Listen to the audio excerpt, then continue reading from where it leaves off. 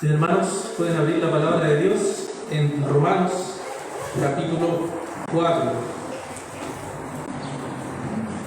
Romanos, capítulo 4. Esta tarde vamos a leer todo el capítulo 4 y por la ayuda de Dios vamos a explicar todo este capítulo 4 de Romanos. Romanos capítulo 4. Voy a leer la versión Nueva Biblia de las Américas. ¿Qué diremos entonces que halló Abraham, nuestro padre según la carne? Porque si Abraham fue justificado por las obras, tiene de qué jactarse, pero no para con Dios.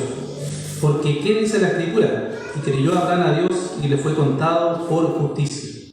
Ahora bien, al que trabaja el salario no se le cuenta como favor, sino como deuda. Pero al que no trabaja, pero cree en aquel que justifica al impío, su fe se le cuenta por justicia.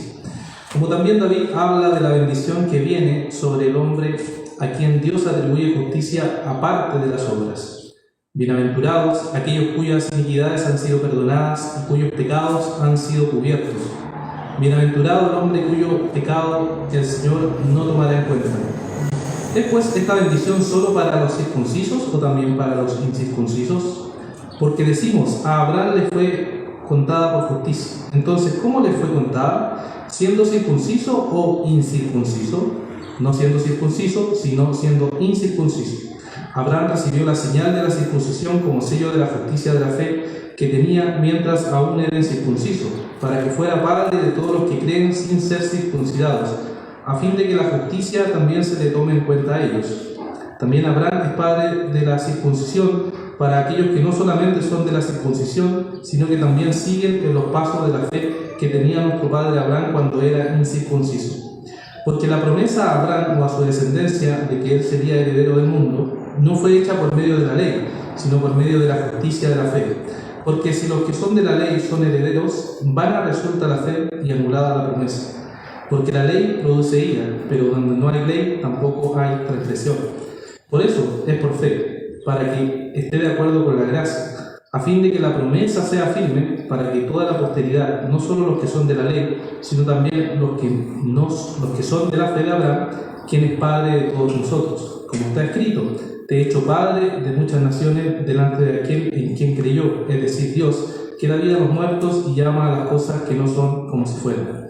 Abraham creyó en esperanza contra esperanza, a fin de llegar a ser padre de muchas naciones, conforme a lo que se le había dicho, así será tu descendencia. Y sin debilitarse, la fe contempló su propio cuerpo, que ya estaba como muerto, puesto que tenía como 100 años, y también la esterilidad de la matriz de Sara. Sin embargo, respecto a la promesa de Dios, Abraham no titubeó con incredulidad, sino que se fortaleció en fe, dando gloria a Dios, estando plenamente convencido de lo que Dios había prometido. Poderoso era también para cumplirlo. Por lo cual también su fe le fue contada por justicia. Y no solo por él fue escrito que le fue contada, sino también por nosotros, a quienes será contada, como los que creen en aquel que levantó de los muertos a Jesús nuestro Señor, que fue entregado por causa de nuestras transgresiones y resucitado para nuestra justificación. Que el Señor bendiga su palabra. En esta tarde, hermanos, tengo que explicar por qué voy a exponer todo el capítulo 4 y esperando que pueda ser bien expuesto. Es porque el capítulo 4 de Pablo aquí está conectado con el capítulo 3. Pablo había estado enseñando a través de los primeros capítulos de Roma, como ya sabemos, que él se dirigía a este grupo de hermanos de Roma que quería hablarle acerca del Evangelio. Él había definido acerca de lo que significaba el Evangelio. Y en el capítulo 3 y 2, ¿cierto? Pablo empieza a mostrar por qué los gentiles son culpables delante de Dios. Porque ellos han desobedecido la ley de Dios y porque ellos han decidido vivir según los apetitos de sus propios corazones. Y como han decidido vivir en los apetitos de sus propios corazones, Dios los ha entregado, ¿cierto? A juicio, a pecado, los ha entregado al propio deseo que hay en su corazón. Y también estaban dentro de ese grupo las personas que eran moralistas, ya sean judíos o gentiles, que ellos se jactaban y pensaban que no iban a recibir la ira de Dios porque ellos estaban cumpliendo la ley externamente, pero en verdad sus corazones estaban igual de alejados y eran, por tanto, igual de pecadores y por tanto condenados.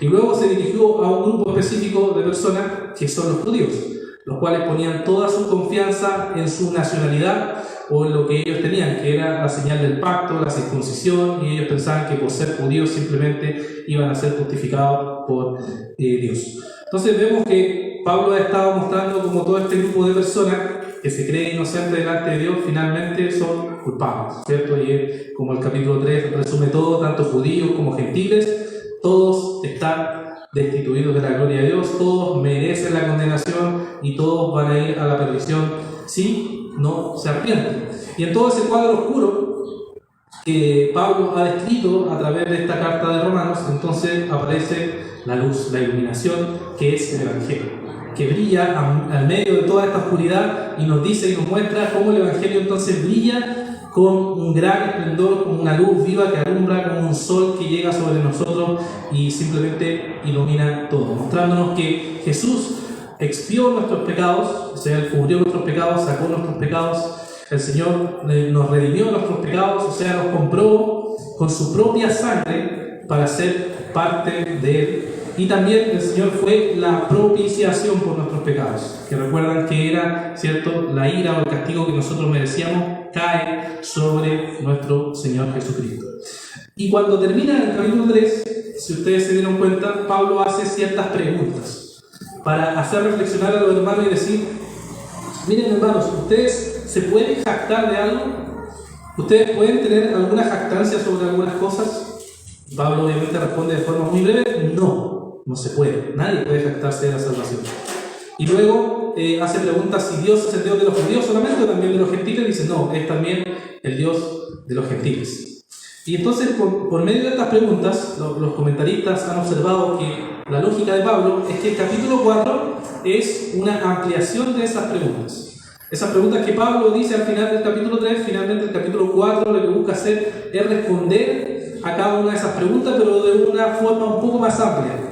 Ya quiere mostrar y argumentar por qué entonces nadie puede jactarse de la salvación, incluso en quienes ellos ponen la confianza, que es Abraham y David, que son los primeros ejemplos que va a sacar Pablo. Ellos no pueden jactarse. Entonces, recordemos aquí, viendo la primera pregunta que tenía que ver con si alguien podía o no podía jactarse de la salvación. La respuesta obvia es que no, nadie podía hacerlo. Y Pablo va a responder, entonces, los primeros versículos que voy a estar explicando son del verso 1 al verso 8, donde la pregunta es más o menos: ¿tiene Abraham algo de qué jactarse? ¿Tiene David algo de qué jactarse? Veamos su ejemplo, dice Pablo. Vamos a invitar aquí a Abraham a que venga ante nosotros y a David a que venga ante nosotros para ver si en verdad ellos tenían algo de qué jactarse. Si leemos nuevamente los primeros 5 versículos, vamos a encontrar entonces a Pablo diciendo lo siguiente: ¿qué diremos entonces? Que halló Abraham nuestro padre según la carne, porque si Abraham fue justificado por las obras, tiene de qué jactarse, pero no con Dios. ¿Por qué? ¿Qué dice la Escritura? Y creyó Abraham a Dios y le fue contado por justicia. Ahora bien, el que trabaja, el salario no se le cuenta como favor, sino como deuda, más al que no trabaja, pero cree en aquel que justifica al impío, su fe se le cuenta con justicia. Los judíos ponían la confianza y el descanso en ser hijos de Abraham. ¿Recuerdan a Juan el Bautista bautizando? Que decían: no, nosotros, ¿qué nos vamos a bautizar si somos hijos de Abraham?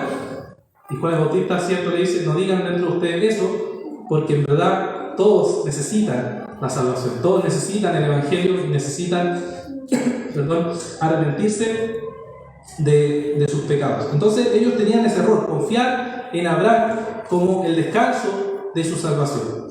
Pero, ¿qué dice la Escritura? Pablo dice: bien, amigos, ustedes que escuchan, que son judíos, quiero invitarles a que abran su Biblia y busquen en lo que dice la Escritura. Por eso Pablo dice: ¿qué dice la Escritura? Sabe que está hablando con gente que conoce la Escritura. Y le cita la Escritura en Génesis capítulo 15, versículo 6. Si quiere acompañarme ahí, Génesis capítulo 15, versículo 6, que es exactamente el versículo que el apóstol Pablo cita aquí para mostrar qué nos dice la Escritura. Génesis capítulo 15, versículo 6, dice lo siguiente: y Abraham creyó en el Señor, y él se le reconoció por justicia. ¿Ya? Abraham creyó y a él se le reconoció por justicia.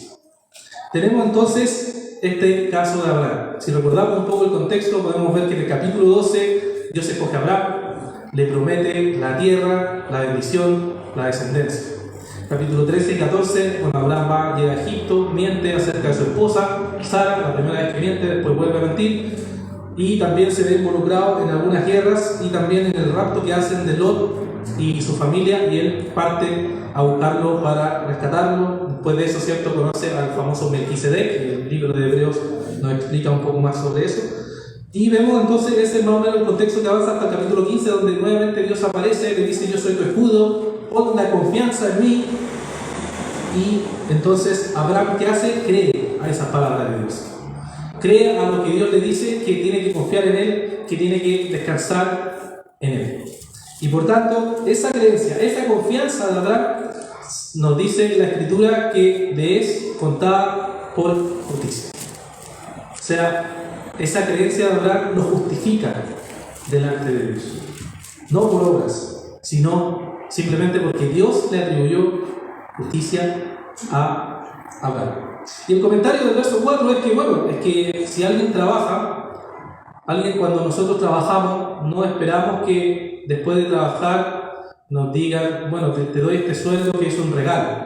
No, ¿cierto? Esperamos que si nosotros trabajamos, esperamos recibir el pago por nuestro trabajo. Entonces, si la salvación es por obras, deberíamos entonces decirle a Dios: bueno, Dios, tú nos debes, porque nosotros nos hemos forzado, hemos trabajado por esta salvación, y por tanto Dios nos debes pagar a nosotros.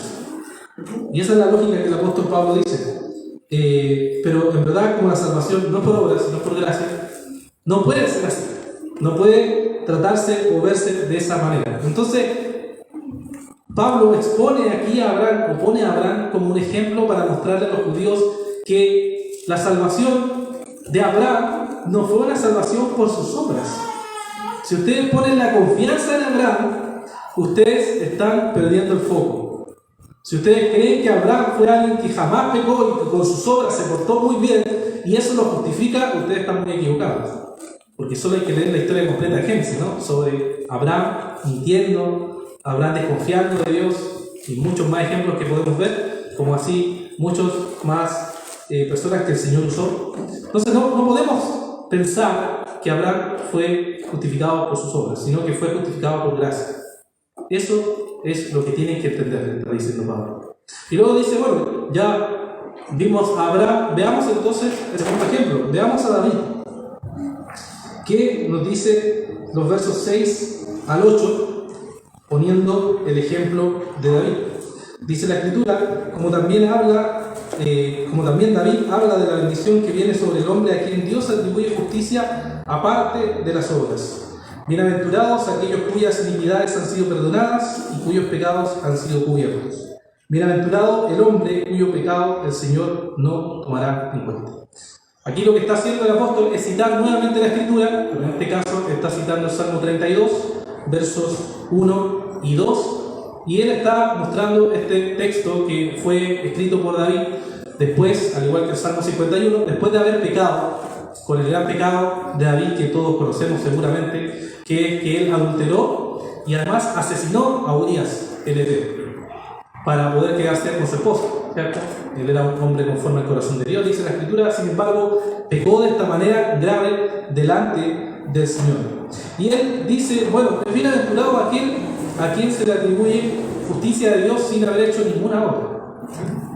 Entonces uno piensa: ¿cómo puede ser esto? ¿Cómo alguien explica este salmo a la luz de lo que la misma Escritura nos dice respecto a que los jueces malvados no son justificados por Dios? Sino que alguien que hace el mal, un juez que es malvado, no es aplaudido por Dios, sino que es totalmente aborrecido por Dios, porque es un pecado. Pero sabemos que Dios puede ser justo, puede ser santo y a la vez puede justificar al pecador, por lo que ya vimos anteriormente, porque Jesucristo es quien paga en la cruz del Calvario. Cristo es quien muere en nuestro lugar, Cristo es quien nos justifica, Cristo es quien se le atribuye nuestro pecado y su santidad se lo atribuye a nosotros, y por eso somos justificados. Pero el punto aquí del ejemplo de Pablo es: entonces, si Abraham no puede jactarse de algo, ¿puede acaso David jactarse de algo? ¿Pueden decir yo con mis obras fui justificado delante de Dios? No, porque nos dice que simplemente se le atribuyó la justicia de Dios. Simplemente Dios le entregó esa justicia a David solamente por la misericordia y la gracia de nuestro Señor Jesucristo. Y vemos entonces que estos dos testigos que pone el apóstol aquí no son personas que puedan haberse justificado por sus obras, sino que han sido justificadas solamente por la gracia de Dios. Y esto nos dice inmediatamente, hermanos, que la fe salvadora que nosotros tenemos es una fe que está basada en la confianza de la palabra de Dios.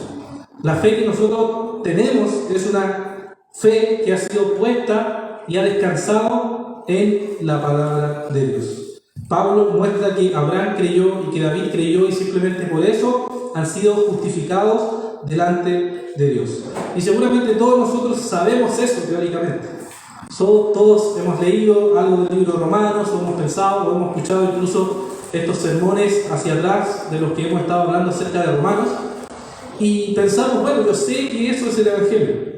Yo sé que es esa justificación, que es esa misericordia, que es esa bondad de Dios. Sin embargo, cuando tratamos este concepto teórico respecto a la salvación por ser justificados solamente por la obra de Cristo y la traemos a nuestra vida práctica, cuesta mucho más trabajo. Cuesta mucho más trabajo aplicarlo. Por ejemplo, todos nosotros vivimos momentos difíciles, ya sea en el pasado, ya sea en el presente o en el futuro. Es inevitable sufrir en este mundo, seamos cristianos o no. Todas las personas van a sufrir porque este mundo está caído, hay pecado y por tanto va a haber sufrimiento. Pero es interesante que las personas, incluso cristianos, cuando enfrentan momentos de problemas, podemos encontrar algún tipo de reacciones como esta. Yo soy fuerte, yo puedo con este problema, yo soy capaz de enfrentar este problema, yo soy capaz de salir adelante frente a este problema. Y la pregunta ahí ¿es eso el Evangelio? ¿Cierto? Incluso hay algunos profetas de internet que tienen ese discurso, que se llama profeta, ¿cierto? Que andan con ese discurso de yo puedo, yo soy fuerte, etc. Y ver a creyentes diciendo lo mismo, entonces pensar, es que no han entendido nada del Evangelio, porque el Evangelio no se trata de justicia propia, sino que se trata de lo que Cristo hace. O tenemos el otro extremo de personas que pueden decir, es que yo soy miserable, soy incapaz, no puedo hacer nada, soy totalmente vil, y decimos amén, sí, eso dice la Escritura. Pero es simplemente quedarse ahí, ¿eso es el Evangelio? No, ¿cierto? Si enfrentamos momentos difíciles, el Evangelio aplicado a nuestra vida es decir, sí, soy incapaz, sí, no soy fuerte, pero Cristo puede, por medio de su Espíritu Santo obrando en mí, ayudarme a enfrentar cualquier problema y cualquier dificultad. Y esta prueba o esta dificultad que yo esté viviendo, finalmente lo que me hace es depender más del Señor, es conocer más al Señor, es deleitarme más del Señor, es vivir más para la gloria de nuestro Señor. Entonces entendemos que el Evangelio se aplica confiando no en mi justicia, no en mi capacidad, no en mi fuerza, si puede ser como lo puedo o no lo puedo, sino confiando en Cristo, poniendo nuestros ojos en Él, no poniendo nuestros ojos en las dificultades y en los problemas que enfrentemos. Por eso es que constantemente tenemos que estar buscando del Señor, buscando de su palabra y confiando en la gracia salvadora de nuestro Señor. También la fe salvadora es el reconocimiento del pecado. La fe salvadora lo que hace a nosotros es reconocer nuestros pecados y darnos cuenta, así como Abraham y como David se dieron cuenta de que éramos y somos pecadores. Pero nuevamente, eso lo sabemos teóricamente. Pero cuando nos enfrentamos al pecado o a alguna tentación, ¿qué es lo que nos susurra nuestra mente? No creo que sea tan grave. Quizá una vez más, ¿no? ¿Quién se va a dar cuenta? No creo que Dios sea tan exagerado. No, eso quizás no es tan así. Y ese es el susurro que hay en nuestra mente. Pero no reconocer verdaderamente esto. Sí, eso es pecado.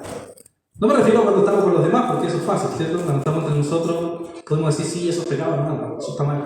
Sino cuando estamos en la tentación, en el momento sola, en el momento frente a la tentación y al pecado. Es más fácil escuchar a nuestro corazón ahí, al susurro de nuestra maldad, decirnos, ¿para qué leer un día más? Bueno, un día menos, no leí la Biblia, no leí un día, ¿qué tanto? Pero no vemos la importancia de que necesitamos depender del Evangelio. Necesitamos depender de la gracia de Dios. Necesitamos reconocer nuestro pecado, nuestra pereza, nuestra flojera, nuestra poca disposición de querer vivir para la gloria de Dios y vivir para nosotros mismos en este mundo. Entonces, hermanos, bueno, has estado confesando tu maldad delante del Señor, te lamentas por tu pecado constantemente y descansas en lo que Cristo ha hecho en la cruz. Tienes esta confianza en el poder del Evangelio.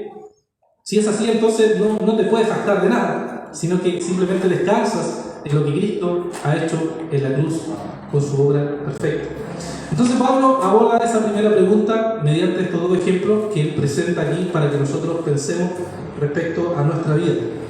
Luego la segunda pregunta, que estaba al final del capítulo 3 y que ahora Pablo aborda un poquito más, era: ¿es Dios el Dios solamente de los judíos o es el Dios también de los gentiles? Y así lo vemos en los versículos 9 al 12, que voy a leer nuevamente, versículos 9 al 12 de Romanos 4. ¿Es pues esta bendición solo para los circuncisos o también para los incircuncisos? Porque decimos, a Abraham la fe le fue contada por justicia. Entonces, ¿cómo le fue contada? ¿Siendo circunciso o incircunciso? No siendo circunciso, sino siendo incircunciso. Abraham recibió la señal de la circuncisión como sello de la justicia de la fe que tenía mientras aún era incircunciso, para que fuera padre de todos los que creen sin ser circuncidado, a fin de que la justicia también a ellos les fuera imputada, y padre de la circuncisión para aquellos que no solamente son de la circuncisión, sino también siguen en los pasos de la fe que tenía nuestro padre Abraham cuando era incircunciso. Estos versículos, hermanos, nos dicen tres cosas. Primero, que Abraham recibió la promesa antes de la circuncisión. Si hacemos un poquito del recuerdo nuevamente del capítulo 15 de Génesis, uno se va al Antiguo Testamento y se encuentra dando esta promesa que Dios le da a Abraham y que es justificado por esa promesa. Vemos que aún Abraham no había sido circuncidado, porque la circuncisión viene, ¿cierto?, en el capítulo 17. Y esta promesa se le dio a él por fe, ejerció y creyó, y simplemente obedeció al Señor confiando en lo que Dios le había dicho. Él confió en la promesa, no sabía tan claramente como lo sabemos hoy por medio de Jesucristo lo que era la promesa en el sentido del Mesías, ¿cierto? Él tenía un entendimiento de ciertas cosas, pero nosotros sabemos que esas promesas de Abraham se cumplen en Cristo completamente. Tenemos una gran descendencia por la fe, tenemos una tierra prometida a heredar, tenemos bendición de Dios. Eso lo explica, por ejemplo, Gálatas, Romanos, también en otros capítulos. Tenemos entonces que a Abraham se le da esta promesa antes de la circuncisión. Entonces le está diciendo a los hermanos que están escuchando ahí: fíjense, ustedes que se jactan de que Dios es el Dios de los circuncidados, sin embargo, Dios escogió a Abraham y lo llamó y le dio la promesa antes de la circuncisión. Este es el Dios de todos, de judíos y de gentiles. Y vemos que entonces en el capítulo 17 Abraham recibe esta señal como señal de la justicia, o sello de la justicia, nos dice la palabra. Pablo toma esto y nos dice que Abraham recibe esta señal de circuncisión como un sello de la justicia por la fe. O sea, la señal de la circuncisión reafirma lo que Dios ya había hecho en el corazón de Abraham. Y era la señal, ¿cierto?, del pacto. La circuncisión es entonces una circuncisión que después, a través de la Escritura, vamos a ver que es la circuncisión verdaderamente del corazón. Lo dijo también en el capítulo 2 Pablo, es una circuncisión del corazón, no es solamente el acto externo, sino que es lo que Dios hace internamente, lo que Dios hizo internamente en Abraham. Primero lo salvó y luego hizo esta señal. Y lo que vemos también aquí entonces como consecuencia es que Abraham es el padre de los incircuncisos y de los circuncisos. O sea, Abraham es padre de los gentiles como de los judíos. Los judíos se creían el pueblo elegido, se jactaban y decían: bueno, nosotros somos los geniales, los escogidos por Dios. Pero aquí Pablo hace todo un ejercicio y dice: miren, Dios había escogido a Abraham antes de la circuncisión. Y por eso Dios es Dios de todos. Dios es Dios de gentiles como de judíos. Estas enseñanzas deben sin duda sido muy chocante para los hermanos que estaban escuchando esta carta y tienen que haberle confrontado en sus pensamientos lo que ellos tenían o en sus ideas. Asimismo, hoy en día tenemos, por ejemplo, algunas teologías que a veces, o algunas ideas de algunos hermanos que tienen respecto a separar, por ejemplo, la iglesia de Israel y hacer esta misma diferencia que la misma escritura quiebra. Poner por un lado a que Dios tiene un propósito con Israel y tener por otro lado que Dios tiene un propósito con su iglesia, haciendo una separación que la misma escritura no nos hace en ningún lugar. Por ejemplo, si uno lee Efesios capítulo 2, y si quiere acompañarme ahí a Efesios capítulo 2, versículo 11 al 16, nos vamos a encontrar con este texto maravilloso que Pablo escribe en Efesios capítulo 2, versículo 11 al 16. Escribiendo Pablo a la iglesia en Éfeso, dice: por tanto, recuerden que en otro tiempo, ustedes, los gentiles en la carne, que son llamados incircuncisión por tal llamada circuncisión, hecha en la carne por manos humanas, recuerden que en ese tiempo ustedes estaban separados de Cristo, excluidos de la ciudadanía de Israel, extraños a los pactos de la promesa, sin tener esperanza y sin Dios en el mundo. Pero ahora, igual como antes lo había dicho, pero ahora, en Cristo Jesús, ustedes que en otro tiempo estaban lejos han sido acercados por la sangre de Cristo, porque Él mismo es nuestra paz y de ambos pueblos hizo uno, derribando la pared intermedia de separación, poniendo fin a la enemistad de su carne, la ley de los mandamientos expresados en ordenanza, para crear en Él mismo de los dos un nuevo hombre, estableciendo así la paz y para reconciliar con Dios a los dos en un cuerpo, por medio de la cruz, habiendo dado muerte en ella a la enemistad. ¿Qué hizo el Señor en el nuevo pacto? Lo que hizo es romper esa barrera y hacer un solo pueblo de judíos y gentiles. Es por eso que es un error pensar en el pueblo de Israel como nación, como el reloj profético de Dios o lo central del plan de Dios. Es un error pensar que si yo voy a Israel y camino por las tierras donde Jesús estuvo, voy a tener más bendición. O si me pongo cierta ropa judía y empiezo a hablar ciertas palabras en hebreo, voy a ser un poco más bendecido. Es un error porque Dios tiene a su pueblo en un solo pueblo. Israel y la iglesia son un solo pueblo. La iglesia es el Israel espiritual, nos dice Gálatas. Somos ese pueblo de Dios.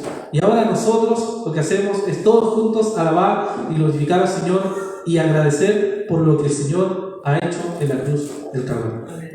Eso es uno de los errores que se puede ver a través de algunos hermanos dentro de estas teologías que hay en la actualidad. Pero también tenemos hermanos que a veces usan este ejemplo de Abraham para sostener que, por ejemplo, Abraham, como Abraham y su descendencia fue escogida en el pacto que hizo Dios con él, entonces tendríamos que pensar que Abraham y sus hijos deben ser, por ejemplo, bautizados también porque Abraham fue escogido. Y usan este ejemplo de Abraham algunos para decir que como él se selló en esta circuncisión por la medio de la fe, también entonces sus hijos deberían hacer este mismo ejercicio de seguir al padre Abraham y bautizarse. Pero sabemos que eso no tiene nada que ver con el contexto dentro de esta escritura. Podemos ver la historia de Abraham. Abraham era adulto, su descendencia no estaba aún, ni siquiera estaba la circuncisión aún, entonces no hay cómo hacer calzar esa idea. Sin embargo, algunos hacen la conexión a veces con este versículo, tratando de creer que aquí está Pablo diciendo que debe entonces circuncidarse a Abraham y también su descendencia. Vemos entonces que esas ideas son ideas equivocadas respecto a lo que Pablo ha enseñado y ha mostrado a través de estos versículos. Simplemente nos está mostrando lo que Dios hizo con Abraham. Y cómo ese ejemplo con Abraham nos enseña a nosotros que nosotros también vivimos por la fe. Nosotros también hemos sido salvados por la obra y la gracia de nuestro Señor Jesucristo. Y no hay nada que nosotros podamos hacer para simplemente ser salvados. Por eso que Dios es el Dios de judíos como de gentiles. Dios ha hecho una nueva humanidad, una iglesia de personas de distintas culturas que todos han sido salvados solamente por la gracia de Dios. Es un plan maravilloso, hermano. Un plan asombroso de gracia de lo que nuestro Señor ha hecho en la cruz del Calvario. ¿Es ese, hermanos, el Dios que usted cree? ¿Ese es el Dios que usted se acerca? ¿Ese es el Dios que usted tiene una relación con Él constantemente en oración, buscándole cada día? ¿Ese es el Dios en el que usted confía, en el que depende cada día de la gracia de nuestro Señor? ¿Estás seguro que eres parte de este Dios del nuevo pacto que nos muestra aquí la Escritura? Esto entonces es la segunda pregunta que el apóstol aborda y que está ampliando de las últimas preguntas que hizo en el capítulo 3.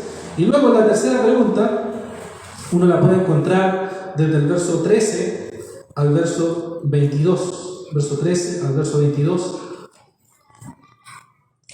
Dice, voy a leer del verso 13 al 17, porque la promesa de Abraham a su descendencia de que él sería heredero del mundo no fue hecha por medio de la ley, sino por medio de la justicia de la fe. Porque si los que son de la ley son herederos, vana resulta la fe y anulada la promesa. Porque la ley produce ira, pero donde no hay ley tampoco hay transgresión. Por eso es por fe, para que esté de acuerdo con la gracia, a fin de que la promesa sea firme a toda posteridad, no solo los que son de la ley, sino también los que son de la fe de Abraham, quien es padre de todos nosotros, como está escrito, te he hecho padre de muchas naciones delante de aquel en quien creyó, es decir, Dios, quien da vida a los muertos y llama las cosas que no son como si fueran. Aquí tenemos entonces al apóstol explicándonos la última pregunta que tenía que ver con lo que se había dicho. ¿Anulamos entonces la ley por medio de la fe? Pablo dice, no, ¿cierto? Porque nos dice que en primer lugar la promesa fue hecha por la fe y no por la ley. O sea, antes de que llegara y se estableciera la ley, ya había sido dada esta promesa. Había sido dada por Dios esta promesa, que era una promesa que se daba y se ejecutaba por la fe. Así que no anula, sino que simplemente confirma, es lo que Pablo va a decir luego. En Gálatas capítulo 3, por ejemplo, también amplía un poco más esta idea. En el libro de Gálatas capítulo 3, versos 6 al 9 dice, así Abraham creyó a Dios y le fue contado como justicia. Por tanto, sepan que los que son de la fe, estos son hijos de Abraham. La Escritura, previendo que Dios justificaría a los gentiles por la fe, anunció de antemano las buenas nuevas a Abraham diciendo, en ti serán benditas todas las naciones. Así que los que son de la fe son bendecidos con Abraham el creyente. Estamos unidos a Abraham no por una descendencia física o sanguínea, sino por la fe, por lo que Cristo hizo y por ser Cristo el Padre de aquel que venía de Abraham, de la fe. Seguía la misma línea del linaje de Abraham y por tanto nosotros al unirnos por la fe seguimos ese mismo linaje por la fe. Entonces nos dice también que la promesa era por medio de... Nos dice que si la promesa era por medio de la ley, entonces no sirve de nada la fe. Pablo hace este ejercicio y nos dice, bueno, imagínense que la promesa de Dios hubiera sido por cumplir la ley. Si fuera por eso, entonces nunca se podría cumplir la promesa. Porque si la promesa fuera por la ley, ¿quién de nosotros podría cumplirla? Nadie. Ninguno de nosotros podría cumplir la ley de Dios. Todos estaríamos perdidos, estaríamos condenados, y entonces la promesa que Dios hizo no se cumpliría. Porque no se podría cumplir debido a que nosotros somos incapaces de cumplir esta ley que Dios ha establecido. Y por eso nos dice que tenía que ser por la fe, para que esté de acuerdo con la gracia. Para que esté de acuerdo con la gracia de Dios. Y eso nos hacía que no se limitara solamente a los judíos, sino que se extendiera también a los gentiles. Pablo entonces nos aplica esto, o nos muestra mayor aplicación, o da una especie de conclusión en los versículos 18 al 22 de este mismo capítulo 4, donde nos dice, bueno, ¿cómo actúa Abraham entonces? ¿Cómo él actuó? Y leemos del verso 18 al 22, dice que Abraham creyó en esperanza contra esperanza, a fin de llegar a ser padre de muchas naciones, conforme a lo que se había dicho, así será tu descendencia. Y sin debilitarse en la fe contempló su propio cuerpo, que ya estaba como muerto, puesto que tenía como 100 años, y también la esterilidad de la matriz de Sara. Sin embargo, respecto a la promesa de Dios, Abraham no titubeó con incredulidad, sino que se fortaleció en la fe, dando gloria a Dios, estando plenamente convencido de lo que Dios había prometido, poderoso era también para cumplirlo, por lo cual también su fe fue contada por justicia.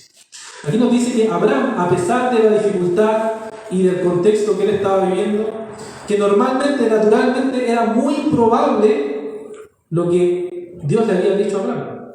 Alguien anciano, con 100 años, su esposa con 90 años, y además estéril, ¿cómo era posible que la promesa de Dios fuera a cumplirse? De tal manera que Abraham en algún momento, ¿cierto?, dudó un poco, ayudó ahí con Agar, ¿cierto?, la esclava, para pecar finalmente y no poner la confianza en la promesa de Dios que él ya había creído, pero sin embargo, como se había tardado tanto, él ya empezó a tener sus ciertas dudas. No sé si sea tan así la promesa, él empezó a pensar. No sé si verdaderamente esto se va a cumplir. Pero ¿cómo Abraham pudo enfrentar y soportar todas las aflicciones de ese momento y de esas tentaciones? La Escritura nos dice que él se fortaleció en la promesa de Dios. No significa que Abraham nunca tuvo dudas. No significa que Abraham nunca vivió un momento difícil. Imagínense, en el desierto, sin nada, caminando con su esposa y pensando, ¿verdaderamente esta promesa se va a cumplir? ¿Verdaderamente vamos a ser como la estrella de los cielos que nos dijo Dios? ¿Verdaderamente vamos a ser como la arena del mar nuestra descendencia? Si yo tengo 100 años, tú tienes 90 y eres estéril. ¿Hay alguna probabilidad de que eso se cumpla? ¿Creen ustedes que Abraham nunca se hizo esa pregunta? ¿Nunca tuvo dudas? ¿Nunca se cuestionó al respecto? Sin duda él tuvo que haber enfrentado todos los temores que nosotros como seres humanos también tenemos.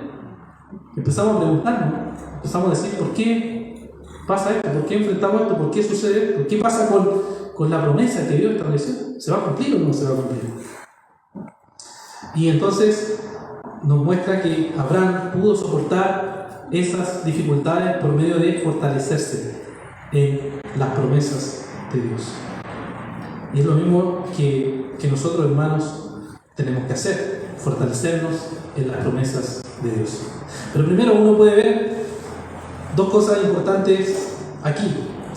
Primero, que la ley de Dios y la gracia trabajan juntas. ¿Recuerdan que le he dicho eso? Mucha gente piensa que hay un tiempo de la ley y un tiempo de la gracia en la Biblia, pero en verdad, si uno estudia con cuidado la Biblia, se da cuenta que la ley y la gracia trabajan juntas. Y Pablo ha querido mostrar esto. La promesa y la ley son quienes se unen para llevar a cabo el propósito de Dios. No se desvían. Entonces, por un lado, la ley de Dios es una ley útil, buena y beneficiosa para nosotros como cristianos. Incluso en la teología reformada, la ley se le conoce como los tres usos de la ley. O sea, la ley es beneficiosa en tres sentidos y nos puede ayudar. Primero, la ley es buena y nos ayuda porque ella ayuda a conocer el pecado. Cuando nosotros predicamos la ley de Dios da a que la gente entienda qué es el pecado y por qué es pecado. Por ejemplo, yo he tenido muchas veces conversaciones con personas que viven, ¿cierto?, en fornicación, y ellos nunca han pensado respecto al tema de que si esto es o no pecado. Y simplemente viven en sus vidas y piensan que no es pecado. Pero cuando uno le empieza a explicar o le empieza a hablar respecto a la verdad del Evangelio y a lo que significa la palabra de Dios y lo que es pecaminoso, entonces ellos logran comprender y entender que es pecado. ¿Por qué? Porque les explicamos y les expusimos lo que es la ley de Dios. Y la ley de Dios lo que hace a la gente es que pueda conocer sobre lo que es pecaminoso. En segundo lugar, la ley de Dios nos ayuda porque ayuda a influenciar a través de la cultura en sus leyes, en sus propias leyes. Mientras nosotros los cristianos prediquemos que hay cosas que se aceptan culturalmente y se van a seguir aceptando y quizás aumentando, nosotros como cristianos, al predicar la ley de Dios va a mostrarles y va a decirle a la gente, no, eso no es normal, no, eso no está bien, no, eso no es correcto, porque Dios dice eso. Y cuando el cristianismo ha influenciado la cultura, ha ayudado entonces a la gente a que se dé cuenta del error de las ideas que hay o de las cosas que se están legislando, digamos, dentro de nuestro país. Y también la ley de Dios sirve para nosotros como cristianos como un espejo. ¿Por qué nos recuerda constantemente, hermanos, lo siguiente? Nosotros no podemos cumplir la ley. No significa que bajamos el estándar. La ley de Dios dice esto es así. Pero al ver la ley de Dios en nosotros, y nosotros podemos juzgar al otro, condenar a los demás fácilmente, pero cuando nos ponemos los mismos parámetros que pasan, nos encontramos de que no podemos cumplir la ley de Dios. ¿Y eso qué hace en nosotros? Hace que vayamos a Cristo. Que vayamos nuevamente al Evangelio y digamos, somos incapaces, Señor. Nos sentimos humillados porque podemos decirle a otras personas que hagan esto, pero yo no lo hago. Pero yo soy hipócrita o yo soy igual. ¿Y qué necesito? De ti, Cristo. Necesito de ti. Tú me has humillado y me has demostrado que necesito más de ti, más de tu gracia, más de tu misericordia. Entonces la ley de Dios, hermanos, es algo bueno. ¿Cuántos de nosotros pensamos en eso? O decimos como David, ¿cuánto amo yo tu ley? Generalmente los cristianos vemos la ley como algo negativo, pero la ley para nosotros es algo bueno en la Escritura. Es negativo porque, claro, nos confronta y nos muestra nuestro pecado y nos muestra nuestra maldad y porque somos pecadores, pero la ley de Dios es buena. Ha sido dada por Dios porque es buena y útil para los cristianos.